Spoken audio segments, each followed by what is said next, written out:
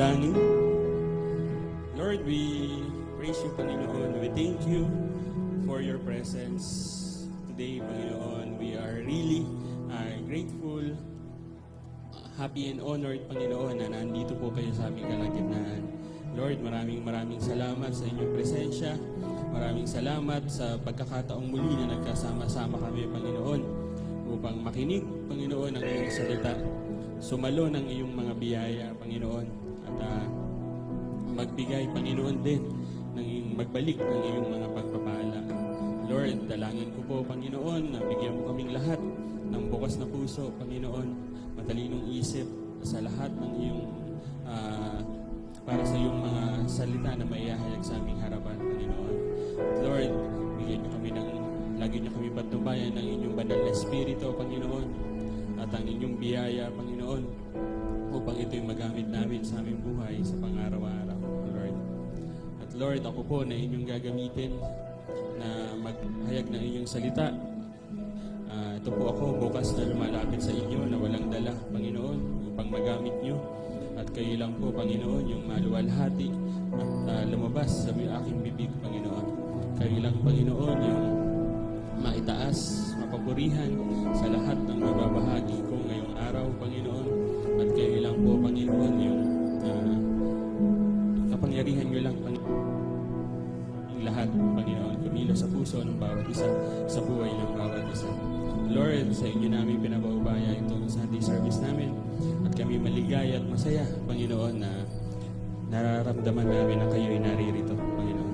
Maraming salamat, O Jesus. Maraming salamat, Ama. Maraming salamat, O Banal na Espiritu. Tunay nga kayo ang Diyos, Panginoon, ng lahat. Maraming salamat, O God. Ito pong aming samot panalangin sa pangalan ni Jesus. Amen. Amen. Sige po, makakaupo na po ang lahat.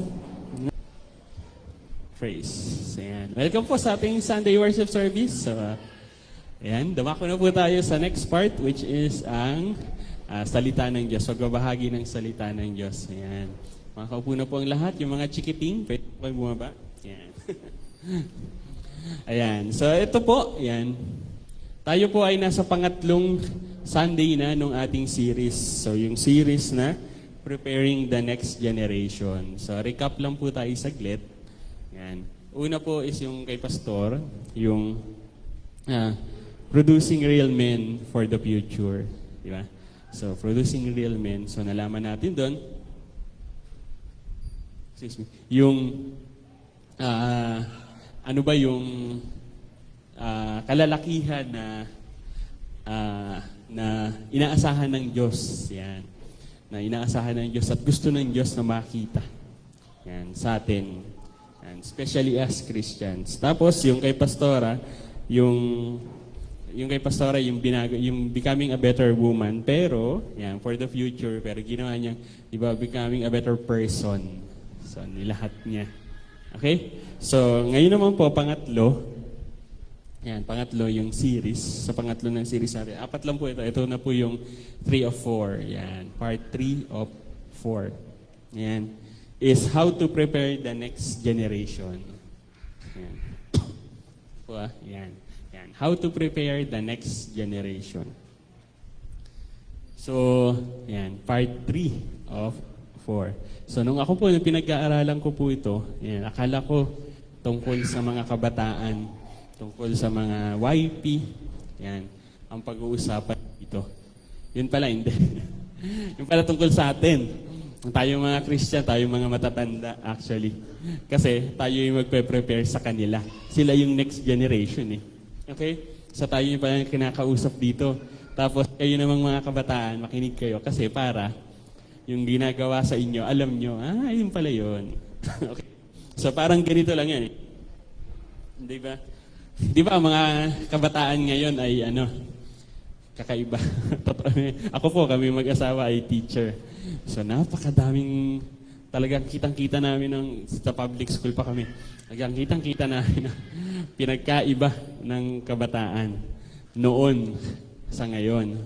Okay? Pero sabi ko nga doon sa mga, lalo na yung mga co-teacher ko na laging talaga, lagi naglalabas sa akin ng naglalabas sa akin ng sentimiento na, yun nga, grabe talaga. Sabi ko gano'n.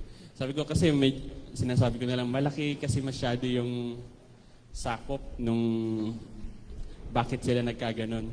Hindi na lang, at hindi kayang masolusyonan ng paaralan yun. Kasi ano yun eh, problema na yun sa bahay, sa society, yun, sa lugar, at sa school na rin. Okay? Tapos sabi ko na lang na, kung tayo lang ang gagawa ng paraan, hindi kaya. Kasi ang problema ay tatlo eh. Tapos isang part lang yung gumagawa ng solusyon. Kaya acceptance lang ang pwede natin gawin para di tayo ma-stress. Nai-stress na kasi yung mga ano ko eh. Okay? So preparing so sila pa naman yung next generation. At alam nyo kung bakit sila nagkakaganon? Okay? Kasi yan ang pinaka-effective way para masira ang plan ng Diyos. Yung pinaka-effective way ni Satan is actually hindi niya sirain yung... Actually, pwede rin naman. Kumbaga, hindi na si Satan nagpo-focus sa sa men, sa real men of God. Nagpo-focus siya dun sa next generation. Bakit vulnerable sila? Kaya tayong matatanda, tayong adult, tayo ang may mas malaking atang sa atin na i-ready sila. Okay? So, kaya nga, preparing this, ito ang dito is, how it is possible na ma-prepare sila. Yun yung pag-uusapan natin, yung tatlong bagay. Okay? So, lalo na nga, sabi ko nga, mga kabataan talaga ngayon, sabi nga, matitigas talaga ulo, yung ganun. Pero alam nyo, di ba sabi ko nga, tayo may malaking atang. Kasi dun sa nangyari sa next generation, may part ang mga magulang eh. Hindi pwedeng problema lang yan ng kabataan. Hindi pwedeng problema. Actually, society, isa yan. Sabi ko nga, tatlo yung pinanggalingan eh. Eskwelahan, isa yan. Family, and society. Sa family, may part dun yung magulang. Okay? Isa ako dun sa naging problema. Tayo, laki tayo sa di ba? Sa hirap, sa hindi pwede, sa bawal, sa matitigas. Kami nga noon eh. Yan, isa rin naman ako doon, tsaka yung mga matatanda pa.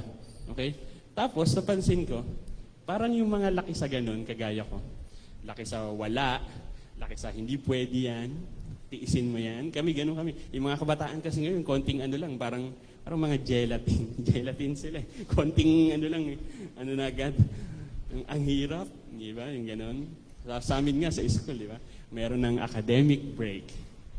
May academic break sa akin. Di ba, dati wala naman nun eh. Yung masyado na raw marami silang na yung inaaral. So, kailangan nila mag-break. Sabi ko, noon wala naman nun eh. Meron pang mental health break. Di ba? Meron pang, tawag dito, meron pa sila. Basta ang dami nang nauuso ngayon. So, medyo ng kabataan ngayon, sensitive. Pero actually, may part ang dyan, ang matanda. Okay? At ang napansin ko, yung mga matatanda na ganon yung kinalakihan, tayong mga matitigas. Ayan, sabi nila matitigas yung generation natin eh. Totoo naman, mas matitigas tayo kumpara sa kanila. Saksi kami dyan. Saksi kaming mga teacher dyan. Pero tayong matitigas ay poor na parent. O mahinang magulang. Ayan, napansin ko lang, mahinang magulang tayo. Kung hindi kayo, hindi lahat pero majority mahinang magulang. Alam niyo ba, pag kumakausap kami ng magulang sa school, dahil, kunyari, baksak yung anak niya, 2 buwang hindi pumasok, tapos kakausapin namin, pupuntahan namin sa bahay, kaya papupuntahin namin. Akala mo, yung magulang ang nagsusumbong sa teacher. Sabi hindi ko nga, hindi niya alam, tapos hindi niya kaya na hindi niya kayang pasunodin yung anak niya. Sabi ko, bakit ganun? Ikaw, sabi ganun, sir, di ko nga alam eh. Hindi ko nga alam eh. Hindi naman siya nagtatrabaho. Ang tamad-tamad. Wala yan. Hindi yan naghuhugas ng pinggan. Tapos, hindi rin mag-aral. Tapos hindi magawa yung aralin. Tapos sabi ng magulang, hindi ko nga alam, sir eh, kung bakit, Sabi ko, nasa isip ko, hindi ko sinasabi. Ma-open. Di ba magulang ka? Dapat ikaw ang nasusunod. Di ba? Di ba magulang ka, ikaw ang nasusunod? Pero, sabi ko nga, tapos sila magulang, ganun yung generation na matitigas kagaya ko. Tapos, nung naging magulang na ako, noon pa yun eh, ganun din naman pala ako. Hindi ko rin pala kaya. Buti na lang, nandito si Timmy. Si Timmy ang nagsusuyato kay ano. Kasi pag ako kay Hailey, actually, hindi nga takot sa akin si Hailey eh. Mas takot pa yung kabataan sa church sa akin kaysa si Hailey.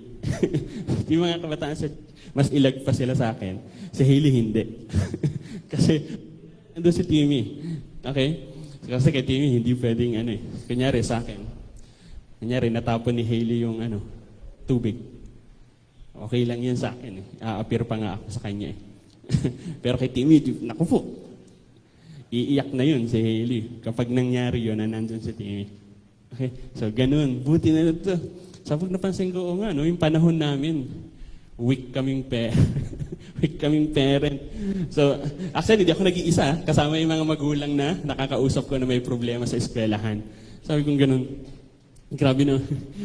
Yung imbis na teacher ang magsabi na ganito po kasi yung anak nyo eh. Hindi siya sumusunod, hindi gumagawa. Sabi, kaso ang nangyari, sabi ng magulang, baligtad. Sir, sa bahay nga, hindi talaga yung kumikilos kahit anong gawin ko, kahit ano, hindi rin nag-aaral. Ayan. Sabi ganun. Kumbaga yung magulang ang nagsusumbong. So, kaya sabi ko, may problem talaga, may problem. Yan. So, etong topic natin, how to prepare the next generation. Kaya itong malaki to eh. Malaki ang, malaki ang nakaatang sa atin. Tayo po ang magpe-prepare sa next generation. So, kung tayo man ay may pagkukulang at nakita na natin yon, like ako, yan, nakita ko yon, yung sa parents, tapos yung part ko. So, actually, hindi pa huli ang lahat. So, kailangan nating ayusin at solusyonan. Sabi ko nga, next generation, sila ang ina-attack. Yan, sila ang ina-attack ni Satan. Bakit? Kasi kapag nanalo si Satan sa kanila, wala na, putol na. Putol na ang, tawag dito, putol na ang gawain ng Lord. Okay? So, nanalo siya. Kasi nga, vulnerable sila eh. Napakadami. Ginagamit ni Satan ngayon ang, di ba sabi ko, family, isa na yan. Tapos society, yung social media, yung mundo, yan. Napakadami nilang natututunan ngayon na nagpapabago ng kanilang isip. Okay? Kaya tayo, ang tanong sa atin ngayon is, paano ba? Yan, how? How it is possible to prepare the next generation. Yan. Pa-next na nga, Kat. Ayaw gumana nung ano. Kat. Pa-next. Ayaw pala. Okay na. Gumagana. Malayo lang. Yan. This is prepare the next generation. How is this possible? So, paano kaya possible na i-prepare ang next gen? Yan. So, we have 3 things na pag-uusapan. Yan. Una,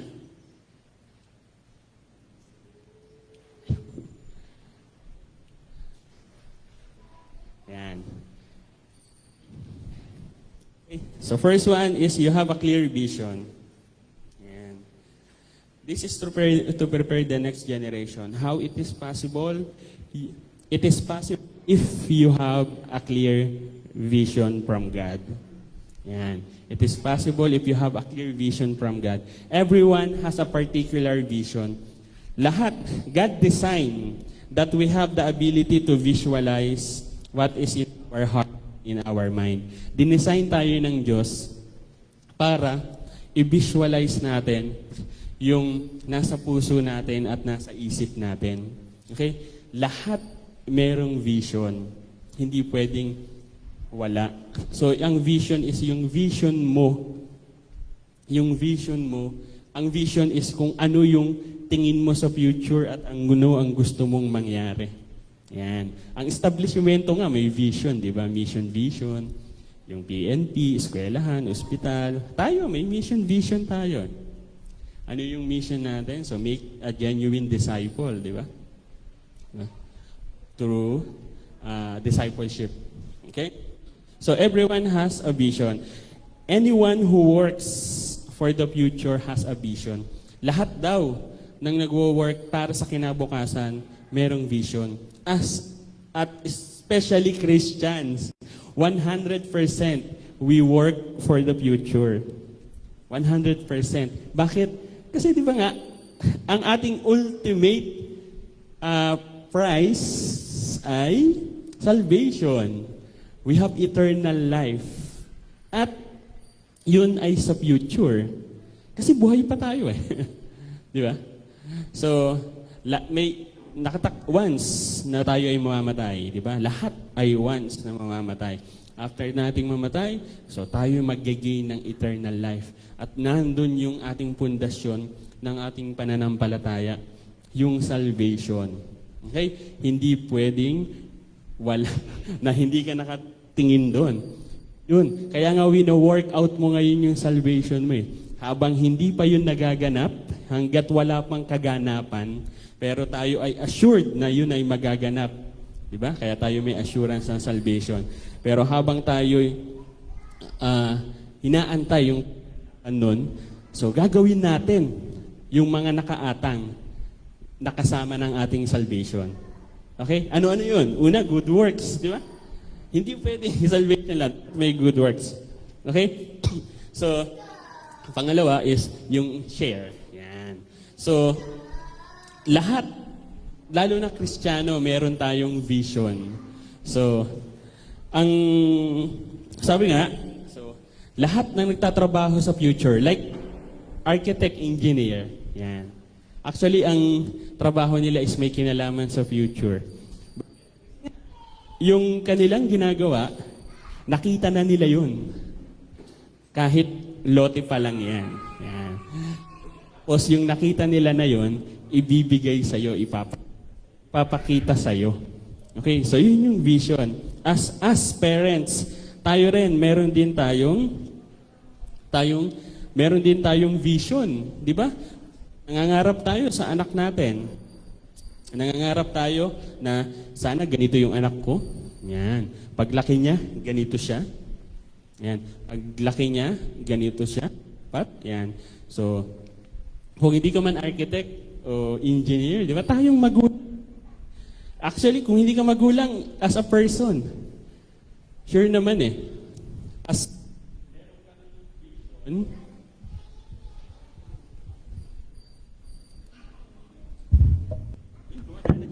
Hello. Magana naman.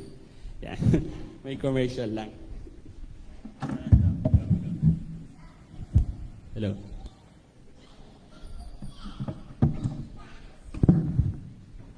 Hello. Ito. Okay.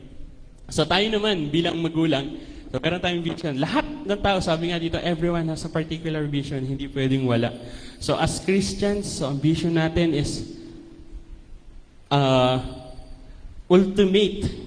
Yung memory verse, nakalimutan ko. Di ba? Go and make disciple. Balik tayo doon. Ha? Yan. Memory verse. Yan. Dito ko yan. At actually, ito ko sa inyo. Yan. Sabi, ang memory verse natin, kaya puntahan ninyo ang lahat ng lahi at gawin nila mga tagasunod ko. Bautismuhan ninyo sila sa ngalan ng Ama, ng Anak at Espiritu Santo. Turuan ninyo silang sumunod sa lahat ng iniuutos ko sa inyo at tandaan ninyo lagi ninyo akong kasama hanggang sa katapusan ng mundo. Yan yung Great Commission. Di ba? At alam nyo ba na, asan na yung logo natin? Ay, wala pa pala. Di ba yung logo natin? Yung fish, si Jesus, tas JCECC, tas may Espiritu, di ba? Holy Spirit, yung ibon. Tapos, sa likod ng fish, yung globe. Di ba? Ayun si Matthew 28:19. Yan. Yun si Matthew 28:19. Yung Great Commission. Okay? Kaya puntahan ninyo ang lahat at gawin silang tagasunod. Puntahan lahat eh. Okay? So, ayun po yun. Yun po yung doon ko po yun po yung binigay sa akin ng Lord. Actually, ako yung nag-design ng logo eh. Okay? So, Matthew 8:19 po yun, yung globe sa likod. Okay, pag nakita niyo po yung ating, okay, yung fish, di ba, yung fishers of men, tapos tayo po yung JCECC. Tapos hindi natin magagawa lahat yan nang walang espiritu ng Diyos. Imposibleng makasunod sa Diyos nang walang espiritu, nang wala kang Holy Spirit, nang wala kang espiritu ng Diyos. Napakahirap pong sumunod sa Diyos. Tus niya. Ayan. So, balik tayo dun sa vision. So, ayan na. Memory verse po natin yan, ha? Maigsi lang naman to, 3 lang to, eh. Ayaw. Next mo nga, Kat. Ayan. Okay? So, everyone has a particular vision. As a parent, meron kang vision. As a Christians, 100% may vision tayo. Isa na yon, yung Great Commission. So, kasi inuutusan tayo ng Lord, eh. Okay? At, ang pupuntahan mo doon is Samaria, Jerusalem, etc. and at the ends of the earth. At ang pinakamalapit doon is yung iyong pamilya. Yan. Kaya tayo, target natin lagi ang pamilya natin. Kaya you and your household will be saved. Di ba? Kasi yun ang una nating shasharan. Yan, yung vision dapat natin, makasama natin sa eternal life ang ating family. Di ba? Hindi mag-isa ka lang. Ako ang lone Christian ng lahi namin. Lahi as in nanay side, tatay side, lolo side, o lola side. Ako lang mag-isa. Lone. As in, tapos, nung 10 race back ko, wala rin ako makita, wala akong kasama. Lone Christian. Pero ngayon, marami na kami. Yan, praise God. Si Timmy, yan, si Hailey, nanay ko, yung kapatid ko, mga kapatid ko. Yan. So, tapos susunod na yan, yung iba ko pang kamag-anak. Okay? So, yun yung isang vision ng Christian. So, tayo, ganun din. So, maging particular tayo sa vision natin. God designed us to have vision. Okay?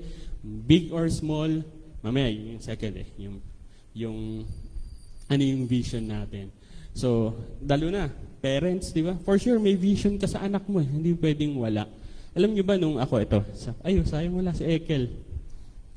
Nung wala pa kaming anak, actually, ang anak namin ay baby pa. Tapos noon, ano pa rin naman si Ekel noon, maliit. Ayan. Isa sa mga napag-pray ko, o napag-pray namin ni Timmy, na dapat ang anak natin, paglaki, kagaya ni Ekel. Yan. So, dapat kagaya siya ni Ekel. So, nakikita ko yun. Kasi nakikita ko yung, so, hindi ko na in-specific o pinarticular sa Lord. Pero alam ng Lord yung nasa puso ko, nasa puso namin mag-asawa. Yes, nakita ko naman na lumaki si Hailey, na yung desire namin na nagustuhan namin kay Ekel. So, pareha sila. Pareha silang pango. Hindi, joke lang.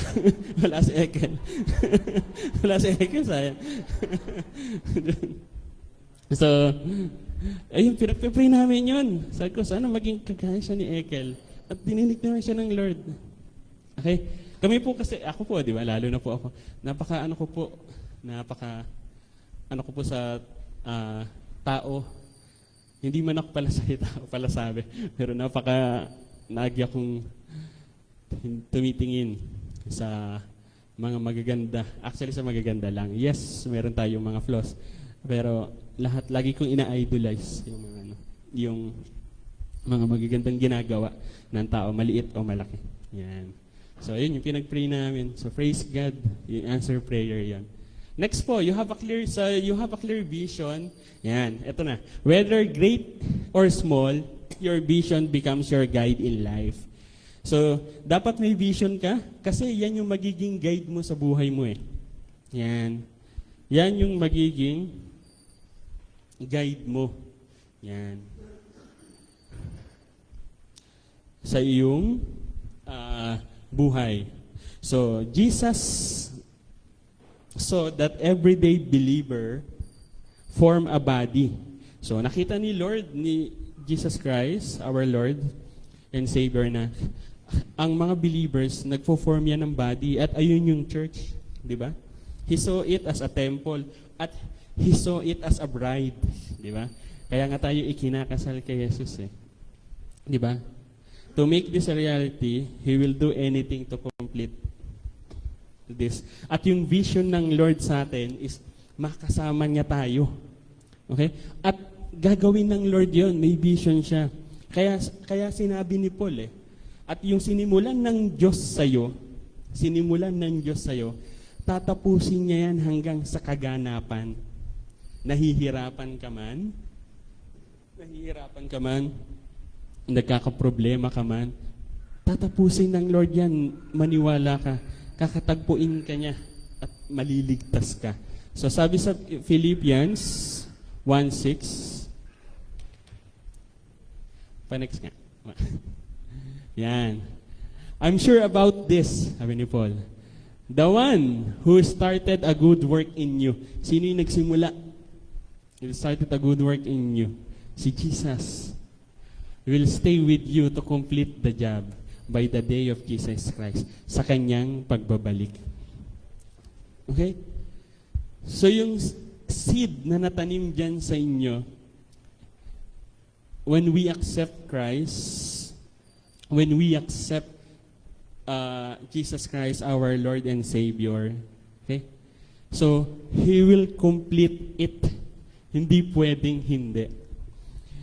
Yan ang pinagkaiba kapag idinepende mo ang buhay mo sa Diyos kesa idinepende mo sa tao, which is temporary at nagbabago.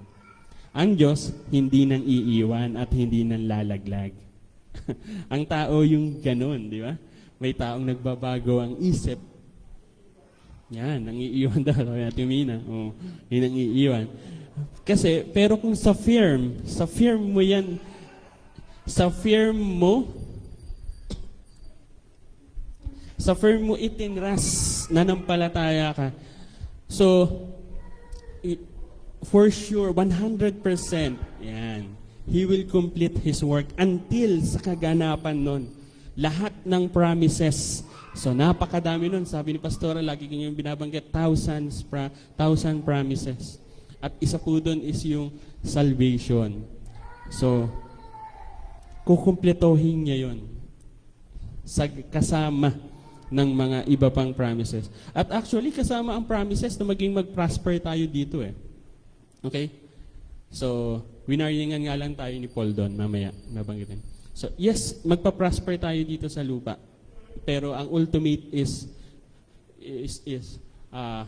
makasama natin ng Diyos, makasama natin ng Lord sa langit. Okay? So,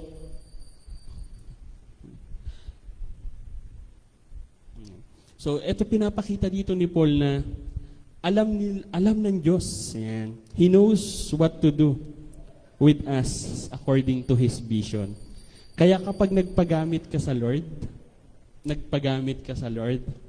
100%, yan, na aayos ka. Ito, binanggit ko na ito nung nag-message din ako last time, di ba? Na ako, umaano ako doon eh, nung tumataya ako sa 100% na aayos ka. Kasi nga, kung matalo man ako, ibabalik ko na lang yung masamang nasa sayo. Yung masamang, kasi inayos ka, di ba? Tapos, 100% aayos ka eh. Bakit? Kasi God of goodness ang Lord eh. Lahat, at nakita na niya, yung pa eh. Nakita na niya ang mangyayari. Okay? Mga kabataan, alam niyo ba kung bakit marami silang maraming pinagbabawal ang mga matatanda? Kasi nakita na nila eh. Nakita na nila yung mga mangyayari. Bakit? Nakapunta ba sila sa future? Hindi. Pero kasi yung nangyayari ngayon, nangyari na yan noon. Paulit-ulit lang naman eh. Parang yung usong damit, nauso na yan noon eh. Pero mauuso uli ngayon. Yung nangyari noon, mauulit din yan. Mangyayari rin yan. Kaya, alam nyo ba yung salitang history repeat itself? Di ba? Hindi ba kayo naniniwala doon? So, hindi nyo lang yan pinaniniwalaan kasi kontra yan sa kagustuhan nyo. Kung gusto nyo malaman, sabi ko nga kay Timmy dati, gusto mong malaman kung ano ang espiritu na nandun sa tao o ano ang gusto niya, pinaka-intention niya, kontrahin mo siya. Pag kinontra mo yan, tapos, tignan mo, pag kinontra mo yan, may magbabago sa kanya. Yan. Pero, kung ang pagbabagong yun ay mabuti, sabihin, mabuting espiritu o mabuting aral yung nakuha niya. Pero kung nag-wild yan, yun kasi yung nasa kanya eh. Lalabas kung ano yung nasa kanya. Ayaw na ayaw ng taong kinokontra. Yan ang number 1 na ayaw ng tao. Kinokontra siya. Okay, maniwala kayo sa akin. Okay? Biglang may dyan pag kinontra nyo. Okay, so, pero nga, ayan, kaya yung mga kabataan, di ba? Yung kinokontra kasi ng magulang. Pero sabi ko nga sa inyo, kasi nakita na nila yan. Meron ang mga matatanda, hindi naman matatanda, yung mga parents natin, meron sila na never nyong makukuha pa. Kahit na sabi nyo mas marami kayong alam sa kanila, marunong kayong mag-computer, marunong kayong high-tech sa cellphone, meron silang, kahit na mas marami kayong alam, meron silang na nasa kanila na hindi nyo makukuha. Yun ay wisdom. Yan. Bakit? Kasi saan nanggagaling ang wisdom? So, una, sa Lord. Tapos, pangalawa, sa age, sa edad, sa experience. Kaya nga, in ages comes wisdom. So, wala ka pa namang edad eh. At actually, in process ka na magkaroon nun. So, meron sila nun. Okay? Kaya, ipagkatiwala mo sa magulang. Yan. Ang iyong path. Lalo na kung ang magulang mo naman ay Christian. Yan. Kaya yung mga Christian na magulang, napakalaki ng inyong responsibilidad. Okay? So, next nga, Wally. Yan. What could be your ultimate vision in life? Yan, tapusin natin yung number 1. Ano ba yung gusto mong vision? O ano ba yung ultimate vision mo? Yung gusto mong nakikita, ma-achieve? Okay? So, Christians, so bukod sa eternal life, yung kaganapan nito, actually, ang Kristiyano ay naghahangad din ng maayos na buhay. Tama po yun. Kasi kasama yun sa pangako ng Panginoon. Okay? Sa Jeremiah 29:11. Sa John 10:10b. Di ba? Kasama yun. Ang Israelites, niligtas niya sa Egypt. Hindi niya agad binigyan ng buhay na walang hanggan. Dinala niya muna sa land of overflowing of milk and honey. Sa promised land, sa ibig sabihin, masaganang buhay. Kasama sa plano ng Panginoon na sumagana ang buhay mo. Okay? 100% yun, sure ako doon. Okay. So yun, ano lang is, sabi ni Paul, nakita ni Paul yan, nakita ng Diyos yan. Kaso nga, ang nangyayari, ang nafo-focus ng mga Kristiyano ay, yun na lang, yung sumaganang buhay. Kaya nga nauso yung prosperity gospel. Kasi gusto ng mga Christian talagang ano na lang eh. So, nakalimutan na nila yung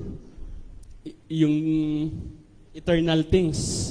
Pa-next nga, Wani. Sabi sa Colossians, yan yung nakita ni Paul, set your mind on things above, not on the earthly things. O, di ba? Nakita ni Paul yun, kasi yung mga Kristiyano na to, yes, pagpapalain kayo ng Panginoon, hindi pwedeng hindi. Bakit? Kasi kasi magagamit mo yan sa pag-share ng salita ng Diyos. Paano kung magsusupport sa mission? Hindi ka makapag-mission, di pwede kang mag-support. Paano nga kung pagpapalain ka ng Lord? Tapos, paano mo sasabihin na si God ay great provider kung ikaw ay hikahos na hikahos sa buhay? Okay? So, siyempre bibigyan ka niya. So, pero ito yung sabi, set your mind on things above. Gagamitin mo yun para sa ikabubuti or para sa Mag-iimpok ka ng treasures sa heaven. Yan. Sabi di ba sa Romans? Di ba? Nag-iimpok ka ng treasures sa heaven. Dahil doon, yung treasures doon ay hindi nakasisira, hindi nabubulok, hindi nakakain ng moth. Okay? Pero dito, yung earthly things, nawawala, nasisira, at hindi mo pa yan nadadala. Okay? Nandito ang earthly things, ibe-bless tayo ng Lord para, actually, ang main things, maraming dahilan, pero ang two main things is, una, para maging blessing ka, umagos, pagpapala. Okay? Ang pagpapala ay umaagos. Hindi yan sinasalo mo lang o ng bucket o lake, yung lake, di ba? Kaya ang lake ay mas madumi kaysa sa river. Okay? Kasi yung river nagpa-flow. So ang pagpapala is yung nagpa-flow yan, nagiging blessings ka sa iba. Okay? Pangalawa is, dahil nagiging blessings ka sa iba, ngayon nagagamit mo yun para magka-treasures ka sa langit. Di ba sabi sa Proverbs, ang nagpapautang sa mga mahihirap, o ang tumutulong pala, sorry. Ang tumutulong sa mahihirap ay nagpapautang kanino? Sa Diyos.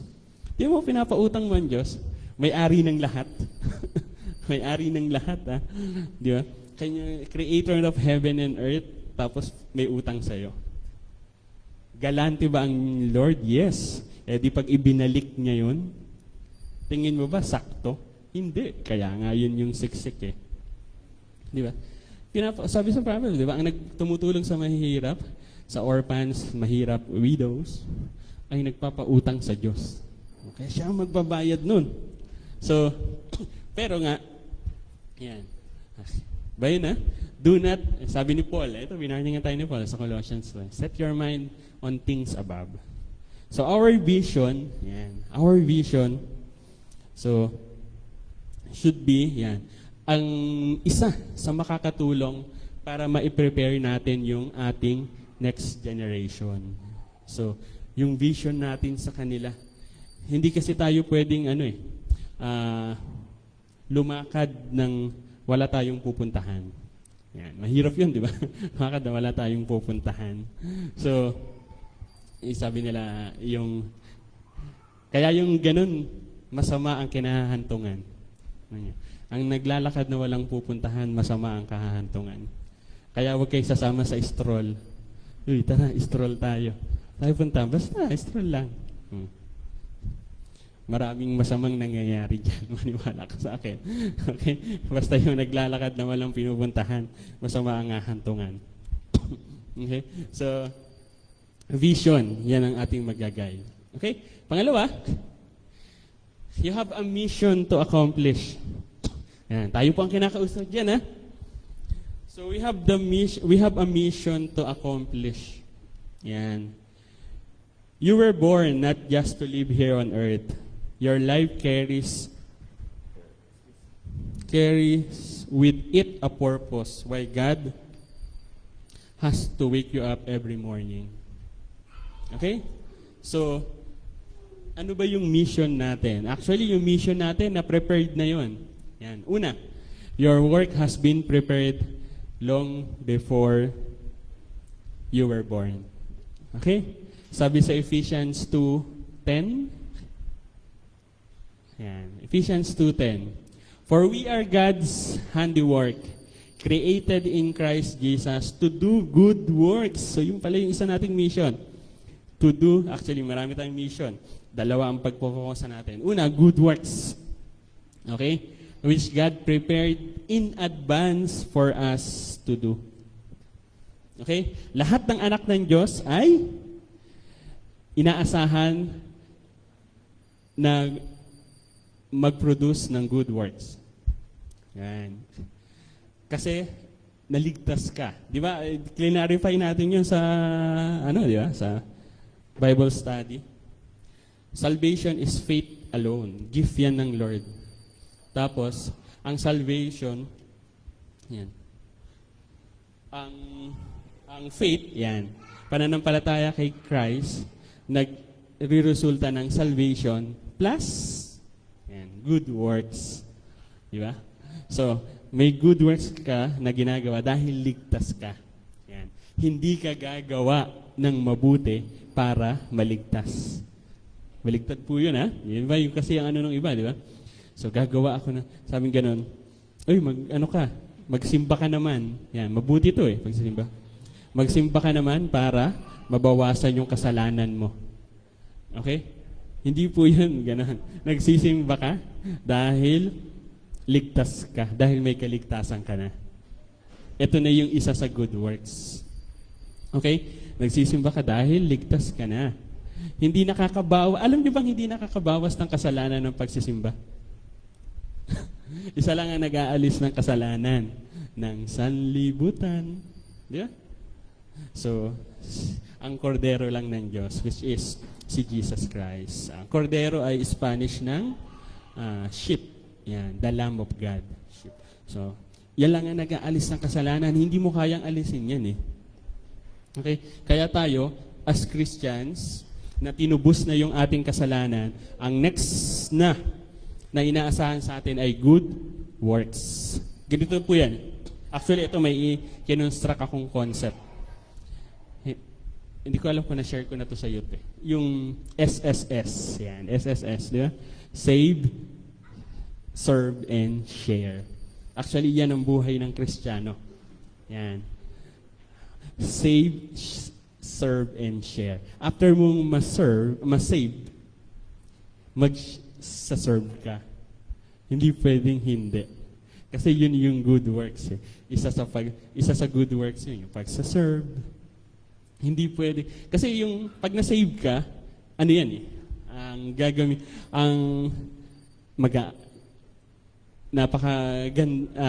na-experience mo na ang kaligtasan. Okay? So, aantayin natin ang kaganapan. Okay? So, mag-aaral ka ng salita ng Diyos, mauuhaw ka. Sabi nga ni Paul, di ba, merong teachings na pang-baby. So, yun yung simula natin, pang-baby, mga laruan, di ba? Tapos, pag matured ka na, siyempre, hindi ka na maglalaro ng toys. Usually, ang gagamitin mo na ay mga tools. At ang tools ginagamit sa pagsaserve. Okay? So, save, serve, and share. And then next is yung share. So, i-share mo naman. Bakit? Kasi kung marunong ka na mag-serve, marunong ka nang sumunod. At isa sa pinapagawa sa atin is yung Great Commission. Yung memory verse natin. Di ba? Go and make disciple. Teach them. So, share. Okay? So, yun yung buhay ng Christian. Hindi pwedeng lagi kang baby. Hindi ka laging pwedeng baby. Di ba? Nagmamatured, sabi ni Paul, di ba? Nagmamatured ang Kristiyano. So, una sa baby, sige, laruan, teeter ang hawak mo. Pero pag matagal ka ng Christian, so magmamatured ka. One way, di ba, to matured, ito, na-share ko to sa iyo, di ba? Anong one way to matured, to become a matured Christian? Yung pinaka best way siyempre kapag baby Christian ka, tinuturuan ka mag-pray, manalangin, mag-devotion, magbasa. Hindi pwedeng, yan yung mga una hindi mo yan ginagawa. Ang Kristiyanong hindi nagbabasa ng Biblia, tao ang binabasa. Kaya mag-ingat kayo sa Kristiyanong hindi nagbabasa. Ikaw ang binabasa niyan. Ito talaga si sister, Nag-ano na naman. So, ang Kristiyanong hindi nagbabasa ng Biblia, ikaw ang babasahin yan. Ikaw din naman, pag di ka nagbabasa, sila na ang babasahin mo. Ito talaga, ang sama-sama nito, Kristiyano pa naman. Tagal-tagal na nitong Kristiyano Ganun pa. Di ba? Kasi hindi siya nagbabasa ng Bible, kaya yung ibang tao ang binabasa niya. Yung buhay ng ibang tao. Okay, so ayan, babasahin mo yan, di ba? Sa bagay lahat. Tapos after na nun, mag-matured ka. Pinakamabisang pag-matured is gumawa ka ng pang-matured na bagay. Yung ginagawa ng mga matured Christian. Hindi ka magmamatured na Kristiyano kapag hindi mo ginagawa ang mga gawaing pang-matured. Una, ano ang gawaing ng pang-matured na Christian? Ipag-share. Sa matured na Kristiyano yan. nasi-share. Pangalawa, pagtatights. Matured na Kristiyano lang ang nagtatights. Ang hindi matured na Kristiyano, hindi nagtatights. Okay? Matigas na pagkain yan eh. Hindi yan milk. Okay? So, kapag yan ginawa mo, magmamature ka. Hindi pwedeng hindi. Gawain na matured yun eh. Kaya nga kaya ako kapag kami as worker, di ba kami nilawanin, kaya ako kapag inutusan ako ni Pastora, pero usually si Pastora naman nag-uutos, na gawin mo to, kahit hindi ko kaya, o kahit alanganin ako, o kahit first time, ay gagawin ko yun kasi actually gagawin at ginagawa ko dahil may nakita, hindi yun dahil kasi yun ang tingin ko eh, kaya yun pa lang yung vision ko, baka yung vision ni Pastor is mas malayo na kaya niya na yun at nakita niya na yun. So nagtitiwala ako sa kanya at nagtitiwala ako sa Diyos na nakakasakop sa amin. So parang ganun, kunyari yung niya ako doon sa patay, first time ko yun eh, yung sa asawa ni Tatay Danny. Yan. So, at ayun sa matured yun eh, Kristiyano. Actually, sa ministering na yun, di ba? Di ba? Nininervous nga ako talaga noon, unang-una eh. Tapos kung binabasa ko yung script, may kanta, di ba? Mamili ka ng kanta, mamili ka ng isang Bible verse na gagamitin, di ba? Yung sa kanta nga, parang gusto kong piliin dun, walk, walk in the light eh. Walk, walk, walk. Para sure ako na dun talaga lalaki niya. Walk, walk, walk in the light. Para sure ako dun siya pupunta. Baka yun. Sabi ko, nininervous ako talaga. Nininervous. Pero na, ano ko naman, na minister ko naman. Maayos naman yung namin, si Hailey, kumakanta pa nga si Hailey. Sabi ko, ano ba pipiliin kong kanta? Pero binaubaya ko na kilala yung kanta. Kasi nasa isip ko, walk, walk in the light eh. Walk, walk. Parang gaganon kami doon. So, at least, di ba, sure ka na nasa light. Pero maayos naman siya na gawa namin. At yun, isa yun sa nagpapamatured. Yan. Actually, mga gawain ng mga matured, pag ginawa mo, magpapamatured sa'yo. Sure yun. Kaya nga kung gusto mo maging matured na Kristiyano, gawin mo yung mga gawain pang matured. Mag-share ka, mag-tithes ka, mag-involve ka, pumasok ka sa ministry. Yan. Kasi hindi pwede naman laging, lang tayo eh, pray, basa, devotion. Yan. Basic po yan, pero yung iba, struggle pa rin dyan. Tayo, nagiging struggle din ako dyan. Lalo na kapag yung maraming trabaho, no? Pero, balik lang. Pero kapag gano'n na, lakad na, iba naman. Di ba? So, hindi pwedeng laging yun eh. Kasi hindi magpo-flow eh. River tayo, river. Di ba? So, sabi nga nung nag-aral tayo ng REACH program, di ba? Are you a lake or are you a river? We are river. So, magpo-flow. Save, serve, and share. Ayun yung pagpa-flow. Tapos, yung siya na-sharean mo, ganun din ang gagawin niya. Save, serve, and share. Di flow lang yun ang flow. So, river ka. Okay? So, next. So, yung, prepare tayo sa good works. Okay? Next thing is, yun yung ating mission. Tapos, good works and mag-share. Serve and save, share, and serve. Yan. Di ba? So, next is, mani pa ano nga? Ayaw yan. Ayaw gumana. Yan. Your mission has a deadline. Tandaan mo to. May mission tayo, di ba? Nalaman na natin. So, i-prepare na natin ang ating, para ma-prepare natin yung next gen. So, kailan natin sila i-prepare? Actually, now. Bakit? Meron kasi tayong deadline. Sabi sa John 9:4, yan. Hindi ba't nagtatrabaho ang tao sa araw dahil hindi siya makakatrabaho sa gabi? Dapat gawin na natin ang mga ipinapagawa ng Diyos na nagpadala sa atin habang magagawa pa natin, sapagkat darating ang araw na hindi na natin magagawa ang pinapagawa niya. May deadline po yung mission. Kung ang mission natin, di ba? To do good works and to share the word of the Lord. Sabi nga dun sa memory verse. At kailan mo yun gagawin? Actually, now is the right time. Okay? Always. Alam nyo ba ang now is laging right time? Now is a laging right time. Kasi ang mission po natin ay may deadline. Di ba? Gawin mo na yung pinagagawa ng Diyos kasi darating ang araw. Yes, nasa last days tayo, di ba? Lagi natin pinag-aaralan yan. Naniniwala tayo na we are in the last days at actually by faith and truly with my life, naniniwala ako na we are in the last days. Darating ang araw na hindi natin ito magagawa. Ultimong pag-church. Yan. Kasi uusigin tayo ng uusigin eh. Okay? At number one, ang una nilang inuusig is yung next generation. Bakit? Kasi pag nausig na yung next generation, na-stop na. So yung mga natitirang Kristiyano, which is tayong matatanda, tayo na ang next. Okay? Kaya kailangan natin tulungan ng next gen na i-prepare, na i-ready sila. Okay? Nakaatang po yun sa atin. Nakaatang po yun sa atin. At ang deadline is now na. Hindi sa mga susunod na panahon. Okay?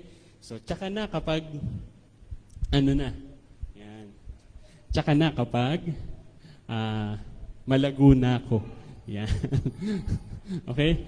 Tsaka na kapag actually hindi. Okay? Pwede naman sabay kayo lumago eh. Okay? Kaya nga yung mga nauuna, mahuhuli minsan eh. Sabi ng Lord. At ang nahuhuli, mauuna. Okay? So, sabi sa 2 Corinthians, yan, 6:2, sapagkat sinabi ng Diyos, dinidinig kita sa tamang panahon. And this is the right time. At tinutulungan kita sa araw ng kaligtasan. Kaya makinig kayo, ngayon na ang tamang panahon. Ngayon na ang araw ng kaligtasan. Di ba? Kailan natin sila i-ready? Kailan mo sila? Ngayon. Simulan natin sa Judea, sa ating pamilya. Yan. Na-sharean mo na ba yung family? Yan. Okay? Na ba sila? Yan. Na-win mo na ba sila by good works? Pag Christian ka, may good works ka. Alam nyo ba na ang bukod sa pag-share ng salita ng Diyos direkta, kaya bakit tayo inaasahan ng Diyos na mag-produce tayo ng good works is minsan kasi hindi applicable na i-share mo directly yung salita ng Diyos sa Kanya. At ang applicable is yung ginawa ng Diyos sa buhay mo, yung good works na pinuproduce mo. Kaya sabi ni Paul yan, sa Ephesians, na kapag ang mga believers ay babae, tapos yung asawa nilang lalaki ay hindi Kristiyano, hindi believers, di ba? Di ba, ang status noon mas mataas ang lalaki? So, paano mo mawiwin ngayon yung asawa mo na lalaki? So, sabi ni Paul, you can win him by good works that God's done to you. Magagawa mo yun. Sa pamamagitan. Actually, ganun mo i-win ang asawa mo. Dahil sa nabagong buhay mo. Dahil sa mabubuting gawa mo. At Diyos ang mapapupurihan nun. Okay? So, ganun po yun. Hindi mo yun direkta. Kasi, maiirita yun. May ego ang lalaki. Siya ang head ng family eh. Tapos, sasabihin mong sumunod siya sa'yo. So, sabi ni Paul, no, hindi yan. Yung good works na mapuproduce mo, na ginagawa sa iyo ng Lord, mawiwin mo ang husband mo sa pamamagitan nun. Okay? So, yun yung sabi ni Paul. Tayong namang kasi alam nyo ba, na kapag ang lalaki ang naligtas sa isang pamilya, 80% chance na maliligtas yung buong family, na masyashare na magiging Christian yung buong family kapag lalaki ang nag-stand up. Kapag yung babae, maliit, 40% lang. Kapag anak, 20 lang. Kunyari ako anak, di ba? Doon sa family namin, yung hindi pa ako may asawa, nung wala pa akong asawa. Ako, anak. So, maliit yung chance talaga.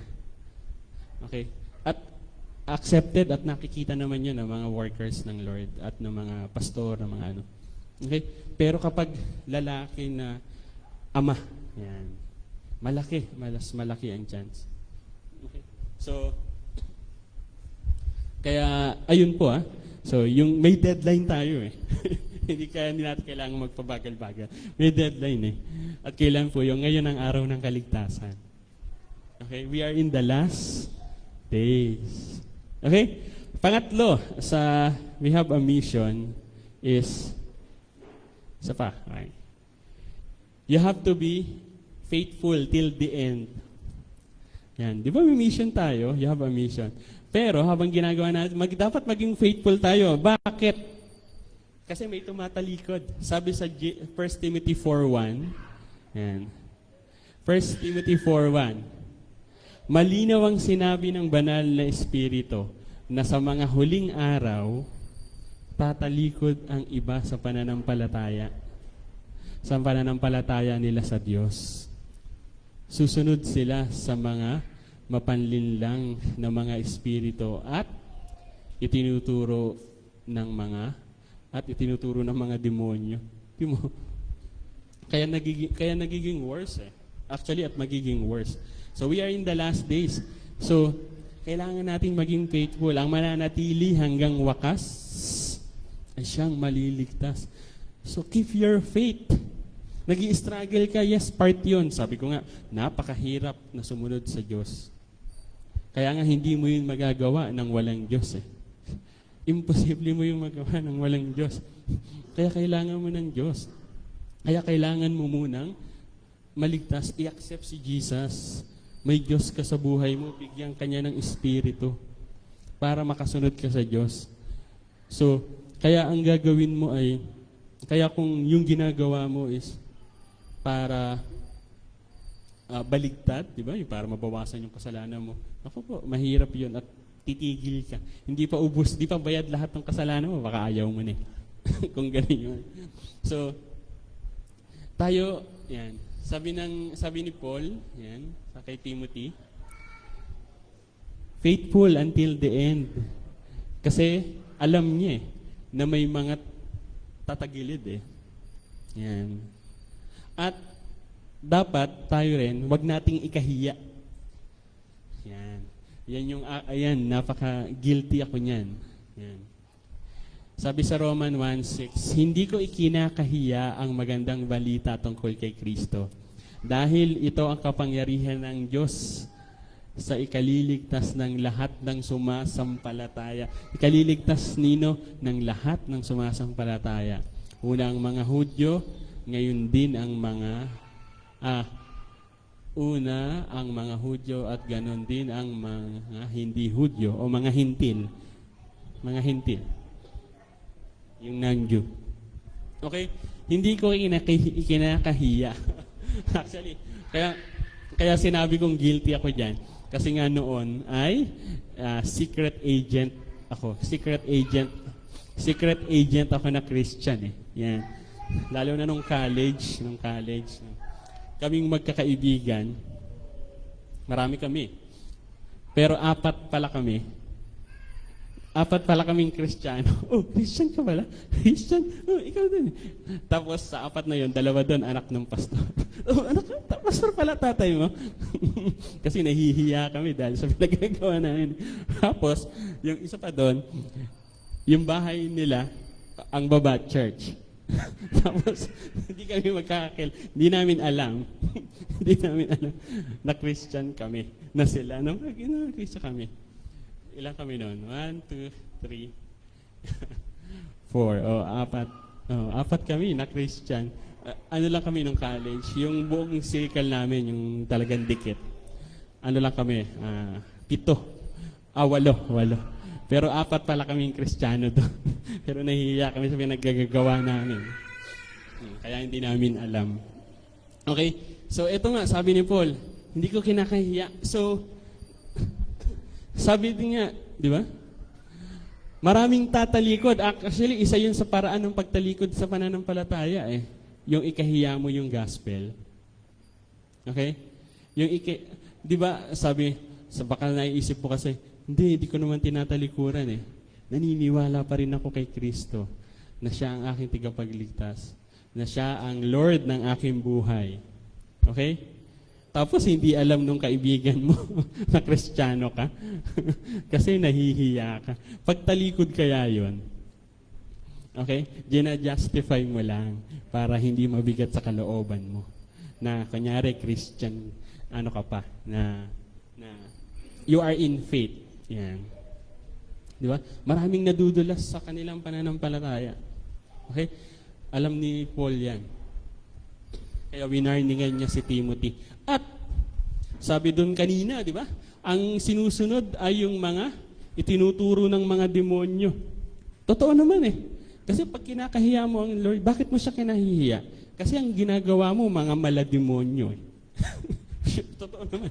Mga pandemonyo na. Hindi naman pandemonyo, masasama. Actually, demonyo masama naman talaga, di ba? Okay? May bisyo ka. May bisyo ako eh. May bisyo kaming 4. Yung kaming Kristiyano. O, di ba may bisyo kaming 4? Di ba?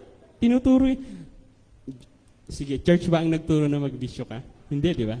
So, demonyo nagturo nun. Okay. So, ayun, no, tinuturo ng mga demonyo. Tinuturo ng mga demonyo. Di ba?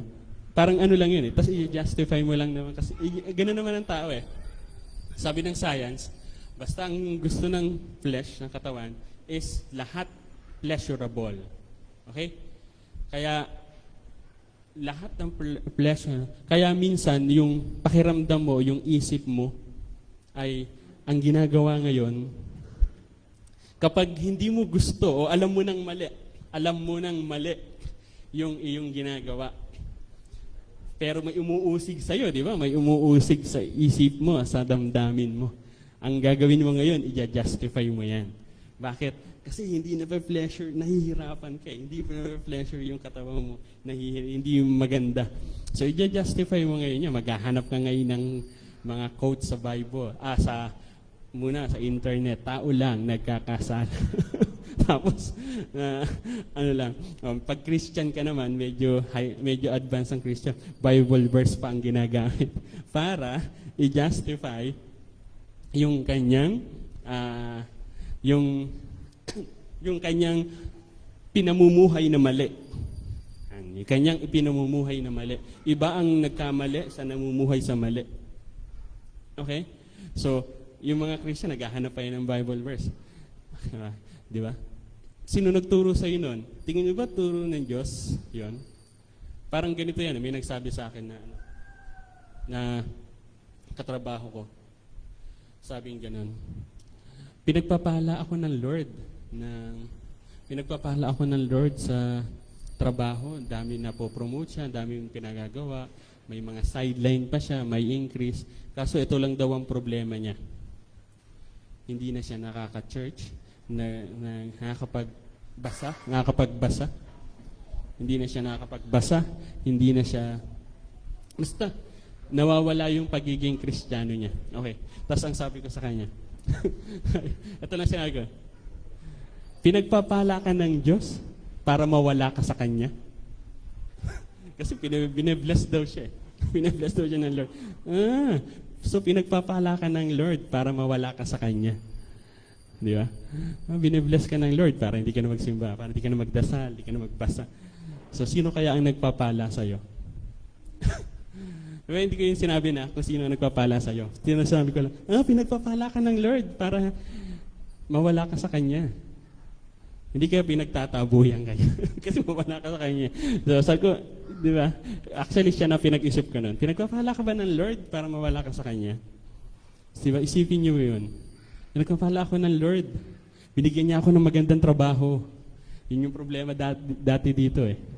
Nagpe-pray na magkatrabaho. Nagsisimba siya, lagi nagmi-ministry. Paano nagkatrabaho na? Wala na. Pinagpala siya ng Lord para mawala sa church. Think, di ba? Nagpapala, nag-ano ba? Nag, ah, nagbe-bless ba material things ang demonyo? Yes. I-offer nga ni Satan ang buong daigdig kay Christ Lahat ng leadership, lahat ng ari-arian. Kasi siya ang may control din dyan Di ba nung tinempt siya sa wilderness? Di ba? Sambahin mo lang ako, sabi niya kay Christ. Eto, nakikita mo to, lahat ng leader, lahat ng nation, pag-aari nyo, ibigay niya.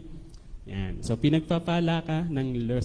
Kaya minsan, isipin natin yun, pinagpapala ako ng Lord para mawala ako sa church.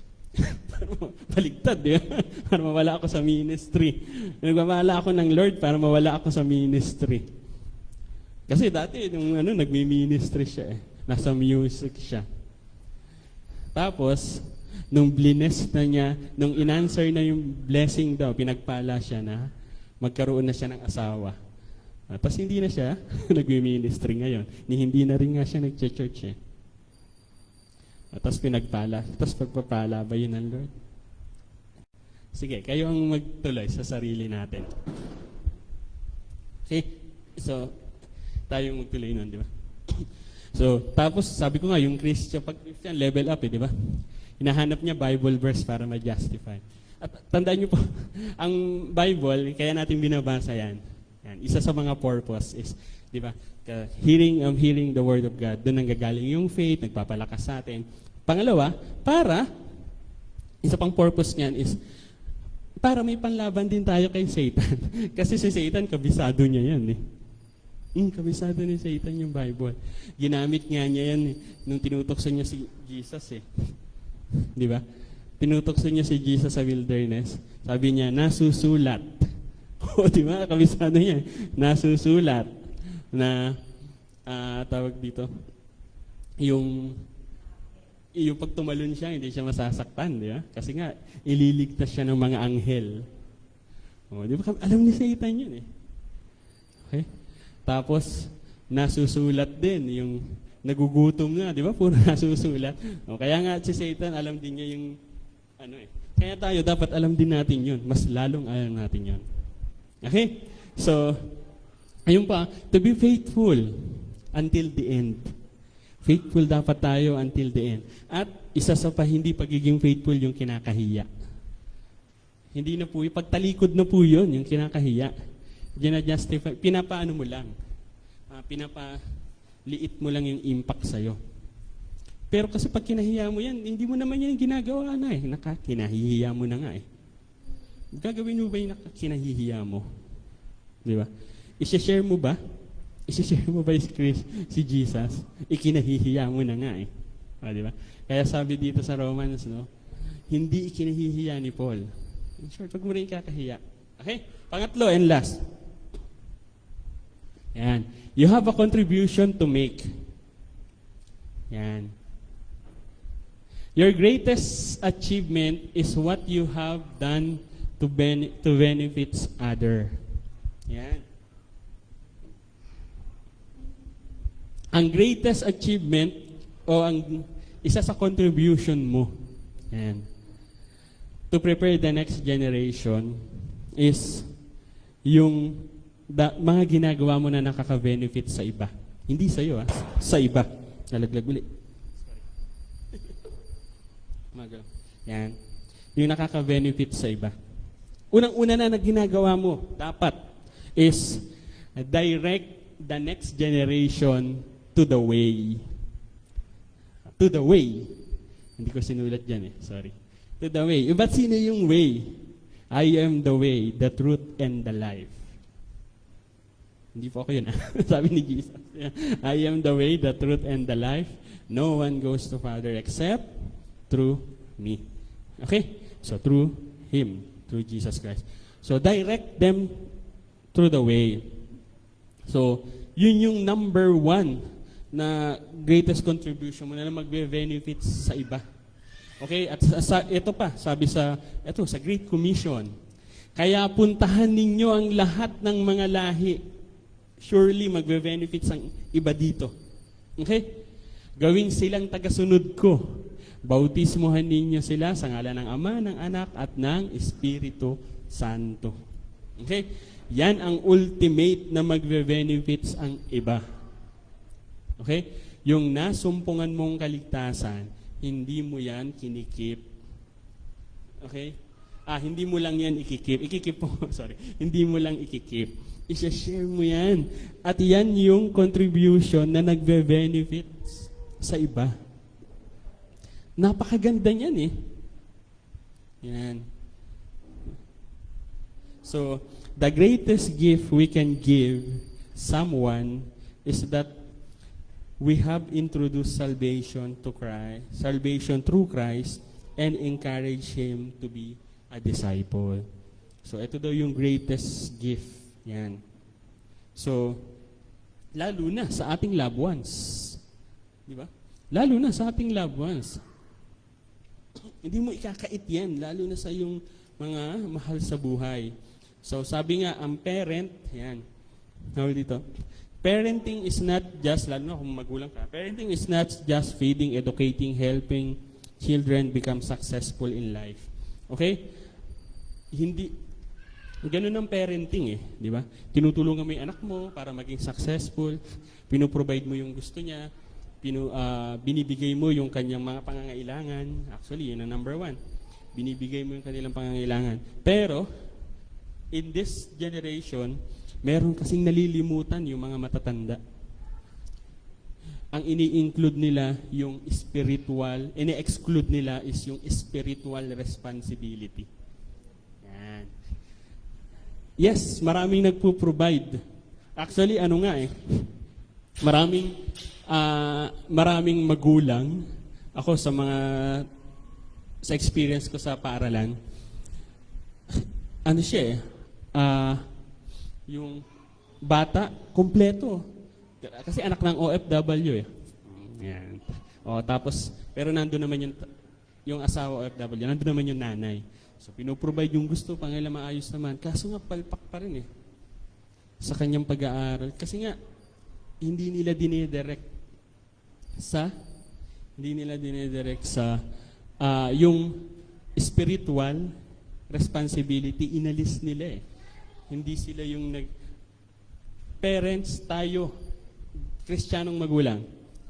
Yan, responsibilidad natin. Tandaan niyo po ito responsibilidad natin ang Christian life, ang Christian living ng anak natin. Hindi yan responsibilidad ng church. Okay? Yung sinabi mo, matututunan naman ng anak ko yan sa church eh. Hindi po yun. Ang ratio is, kung 100 days mong nakakasama ang anak mo sa isang, 300, di ba?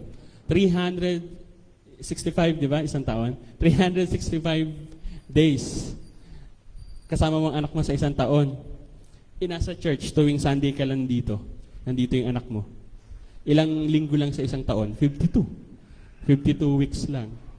O tignan mo, ano lang yun? 1/5. 1/5. Tapos iaasa mo na dun yung 1/6. 1/6 lang. Mas maliit pa. 1/6, tapos iaasa mo na dun yung spiritual life ng anak mo. Okay? Kung absent ka pa. Edi nabawasan pa yung 1/6. Absent pa kayo. Kunyari, reasonable naman. Yeah? Sabi ni Pastora na bilang na bilang sa kamay niya, sa isang kamay, nawala siya nung Sunday. At kami din, ganun din po kami. Lagi ko yun din sinasabi kay Hailey na basta kahit anong mangyari, X na agad kapag Sunday ang natapat. Kunyari sa school, yan. So, kahit sa trabaho namin, X na agad pag Sunday na tapat. Okay? So, kasi nga, 52 days lang, 52 times lang yan eh. Tapos wala ka pa. Tapos iaasa mo din yun sa anak mo. So, hindi mo pwede. Magulang ang ang nag-nourish ng spiritual ng iyong anak. Ang spiritual life ng iyong anak. Okay? So,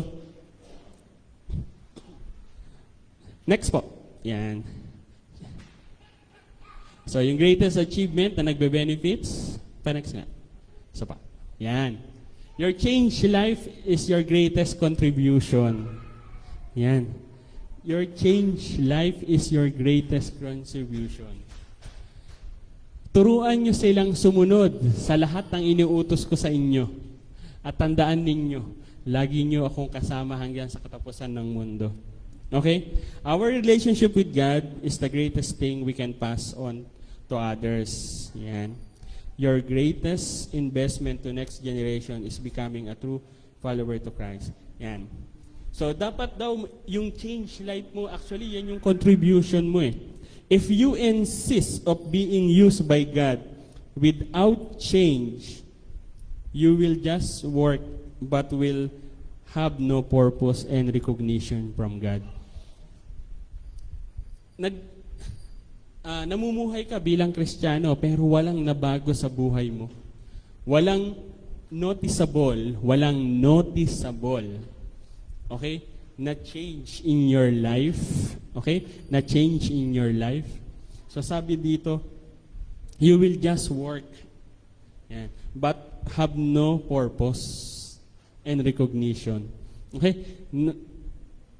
Dapat bilang Christian, di ba, ayun yung pinag-aaralan natin sa Rich, di ba?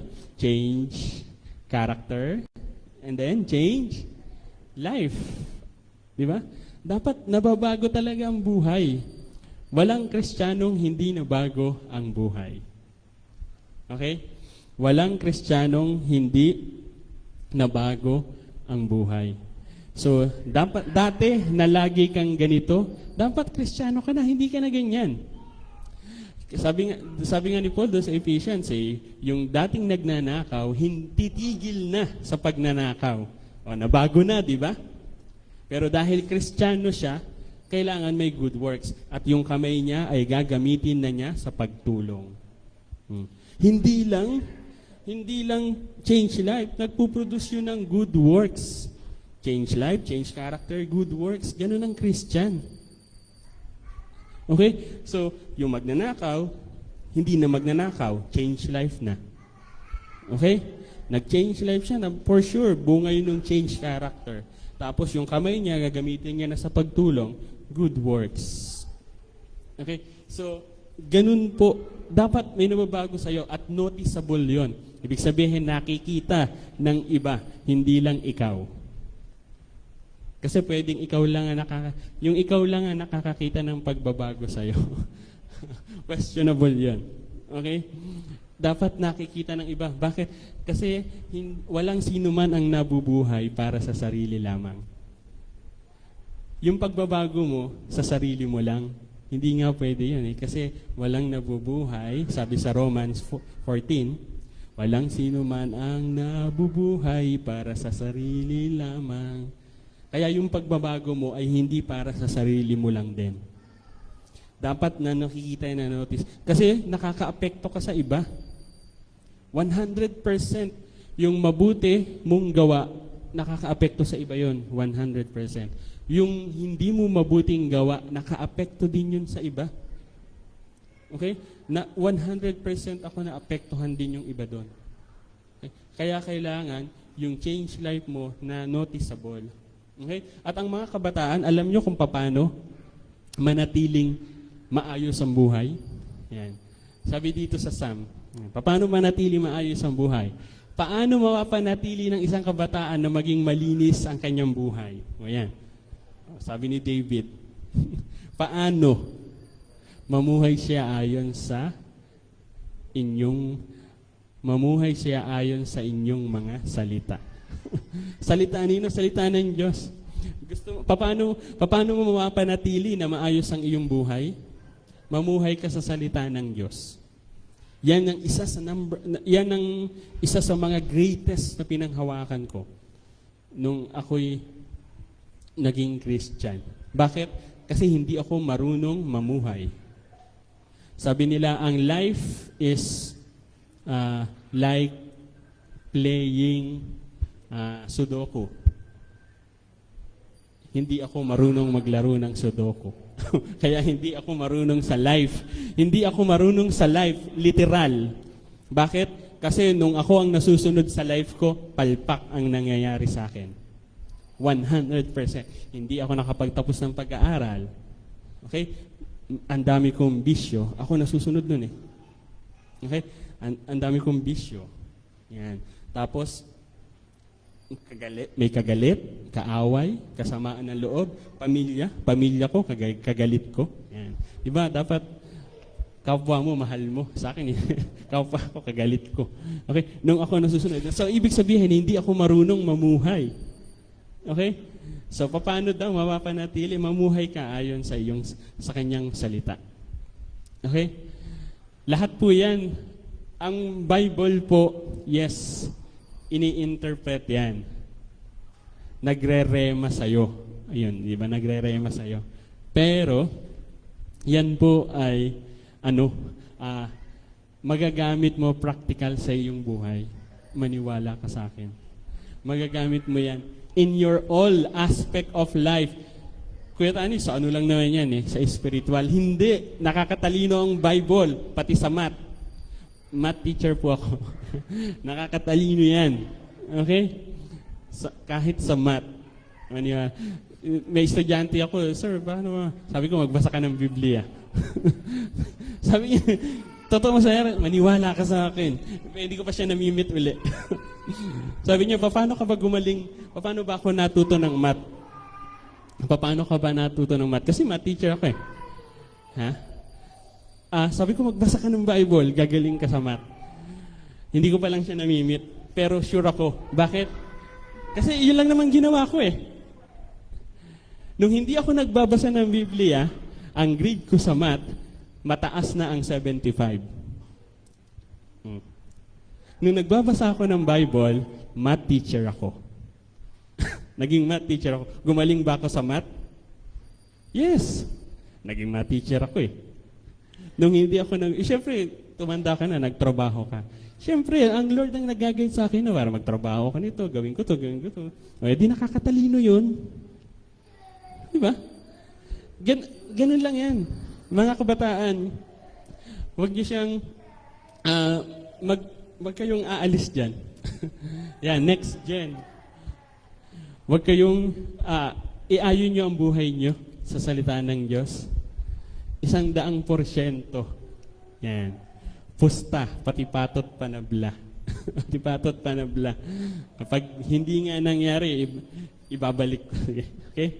So, sabi dito, if you insist, ito pala yung sabi ko kanina. So, if you insist on being used by God without change, you will just work, but you will have no purpose and recognition from God. Tamo, nagwo-work ka sa Lord pero walang change sa'yo, sa buhay mo. Okay? Lagi ka pa rin walang time magbasa. Yan. Lagi ka pa rin matampuhin. Yan. Hindi ka lang nakamayan, nabate. Nagtatampo ka na. Yan. Di ba?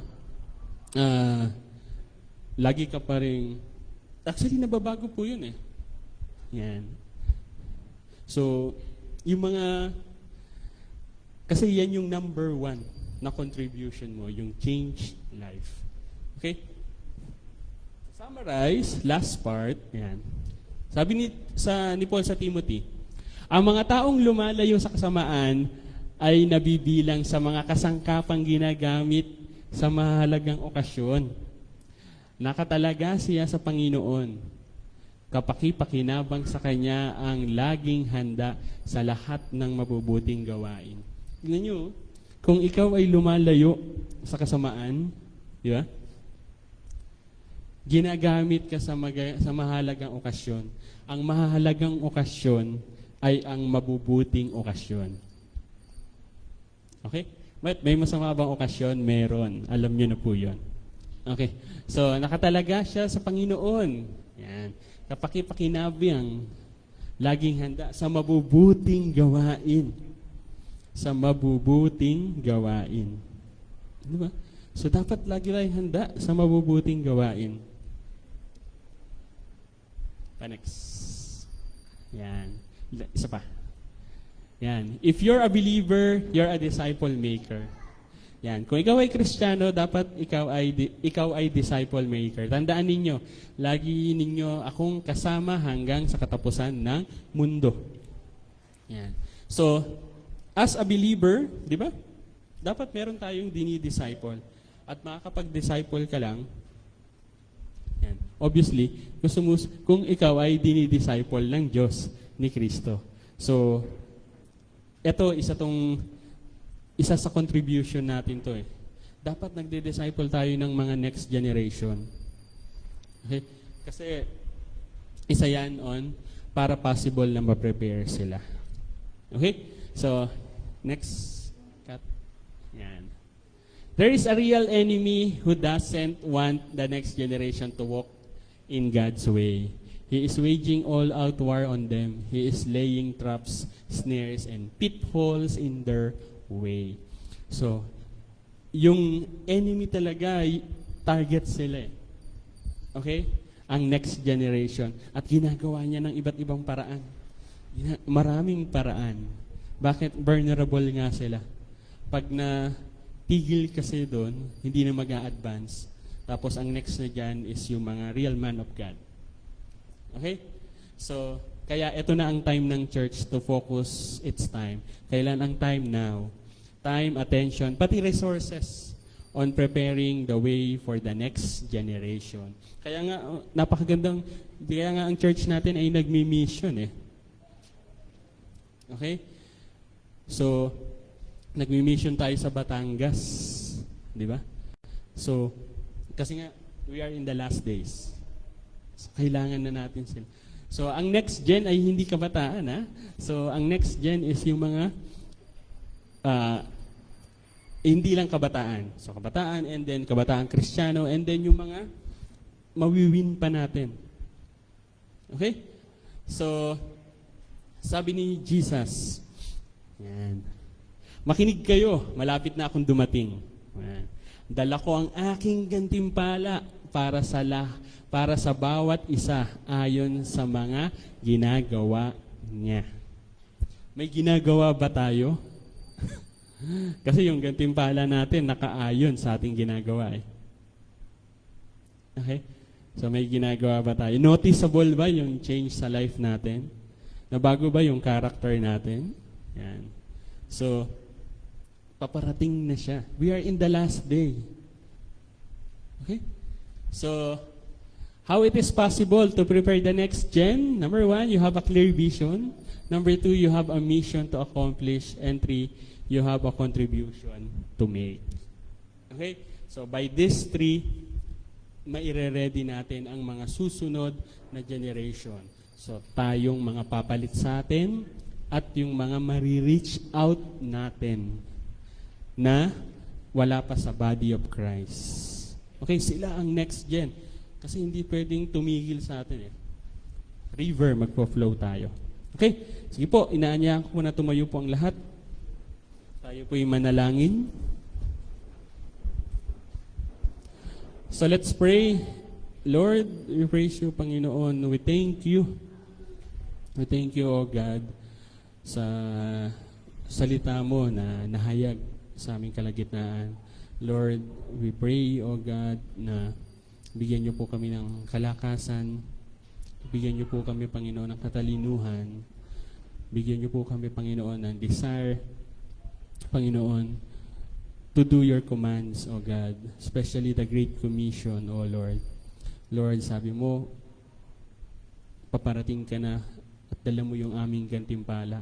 Lord, kami po'y nananalangin, O God, na kami po'y qualified na humarap sa iyo, Panginoon, at i-receive yung iyong gantimpala, Panginoon, sa bawat isa sa amin. Lord, alam po namin na kung kami hiwalay sa inyo, hindi namin magagawa yung inyong mga inuutos, O God. Especially sa pagpe-prepare, O God, ng mga susunod na henerasyon. At alam ko po, O Lord, na kayo, Panginoon, ang papala, Panginoon, generation through generation, O God. At Lord, by your might, O God, gagawa namin, mape-prepare namin, O Lord, yung aming yung lahat ng ipinag-uutos mo. Una sa aming sarili, sunod sa aming mga loved ones, Panginoon, sa aming mga circles, Panginoon, at sa aming community, Panginoon. Lord, hindi po namin to kayang gawin nang kayo wala sa amin. Kaya po dinadalangin namin, O God, na kayo po, Panginoon. Kayo lang, O God, ang kinukuhaan namin ng lakas, Panginoon, na masunod ito.